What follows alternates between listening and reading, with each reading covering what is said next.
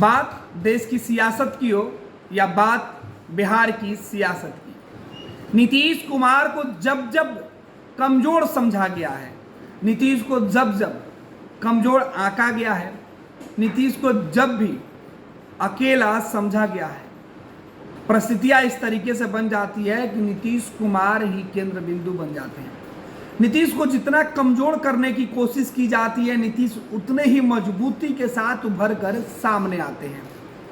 चाहे वो राज्यों के अंदर के चुनाव के नतीजे हो या देश के चुनाव के नतीजे हो, नीतीश कुमार हर वक्त जब भी कमजोर समझा गया है, नीतीश नई ताकत नई ऊर्जा के साथ उभर कर सामने आया और नीतीश कुमार ने यह बता दिया है कि देश को नीतीश की अहमियत को भूलना नहीं होगा।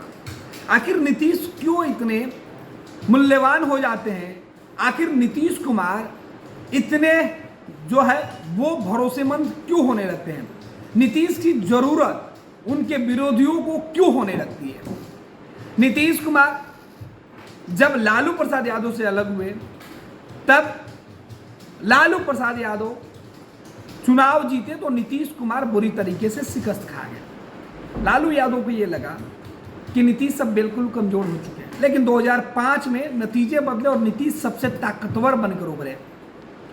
लालू प्रसाद यादव ने यही भूल की थी नीतीश को कमजोर समझने की, लेकिन नीतीश जिस ताकत से लौटे कि नीतीश कुमार के ताकत के आगे लालू प्रसाद यादव हाशिए पर चले गए। साल 2012-13 की बात है। बीजेपी ने नीतीश कुमार की ताकत को कम आंका।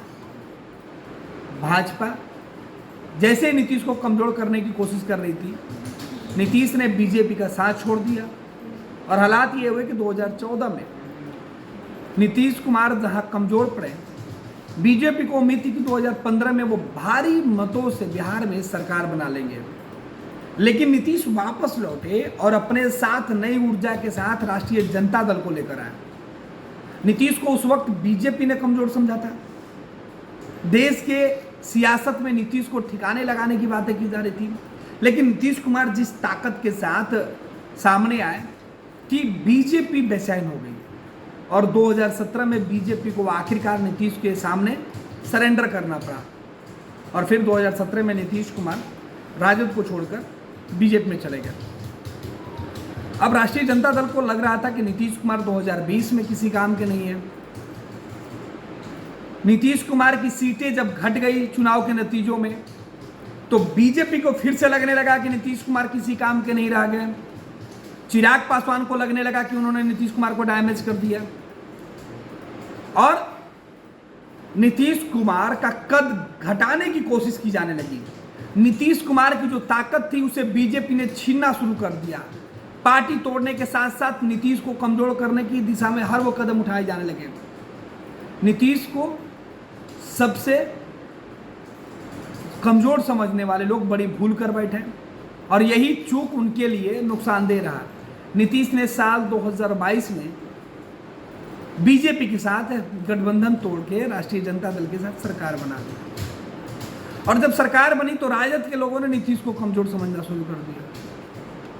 फिर नीतीश पूरी प्लानिंग के साथ जो है वो राजद और इंडिया गठबंधन से अलग हो गए, क्योंकि जिस गठबंधन की नींव नीतीश कुमार ने रखी थी, जिस इंडिया ब्लॉक का सपना नीतीश कुमार ने देखा था, उस गठबंधन में नीतीश कुमार की अहमियत, उनके कद को कम आंका गया।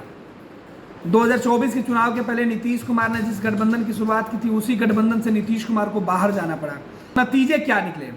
नीतीश कुमार 2024 के चुनाव में सीधे तौर पे जो है वो जब बाहर निकले तो वो बीजेपी के साथ चले गए और 2024 के चुनाव के नतीजे बता रहे हैं कि नीतीश कुमार कितने महत्वपूर्ण हैं।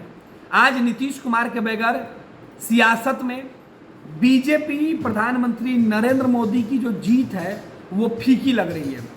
प्रधानमंत्री नरेंद्र मोदी जब खुद अपने भाषणों में कह रहे हैं कि यह जीत नीतीश कुमार की बदौलत बिहार में जीत मिली है, तो नीतीश की अहमियत, नीतीश कुमार से चुनाव के बीच में देखा गया था कि तमाम सहयोगी दलों ने मंच साझा करने से इनकार कर दिया था। नीतीश के साथ कोई चुनावी जनसभा करना नहीं चाहता था। नीतीश कुमार से लोगों ने दूरी बना ली थी। नीतीश अकेले पड़ गए थे, नीतीश अकेले चुनावी जनसभा कर रहे थे। नीतीश के उम्मीदवार नहीं चाहते थे कि नीतीश कुमार उनके इलाके में चुनाव प्रचार करें, और नीतीश से जिसने भी बैर किया आज वो चुनाव हार गया। नीतीश कुमार की चुनावी जनसभा से जिसने भी, जेडीयू का जो भी उम्मीदवार उनको दूर रखने की कोशिश कर रहा था, वो खुद चुनाव हार गया।